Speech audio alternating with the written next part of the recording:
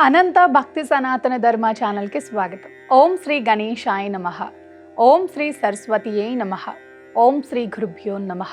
సాలెపురుగు తన నుండి వచ్చిన జిగురుతో గూడు అల్లి ఆ గూట్లో చిక్కుకున్న పురుగులను తిని అదే సుఖంగా భావిస్తుంది.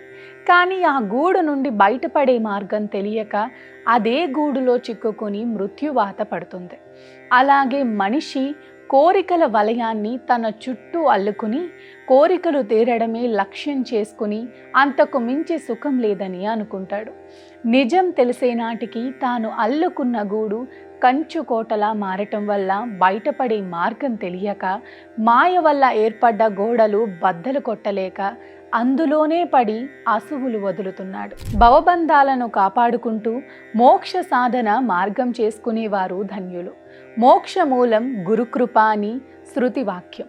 గురువులను ఆశ్రయించి గురువు ద్వారా జ్ఞానోపదేశం పొంది గురువులు సూచించిన మార్గంలో పయనించడం వలన మోక్ష మార్గం సులభం కావచ్చు. సాలెపురుగుల మానవుని జీవితం కాకూడదు. సర్వే జనా సుఖినో భవంతు, లోకా సమస్త సుఖినో భవంతు.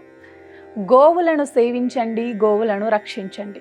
ప్రకృతిని కాపాడటం మన ధర్మం. ప్రకృతిని కాపాడండి, ఒక్క మొక్కైనా నాటండి. నమస్కారం.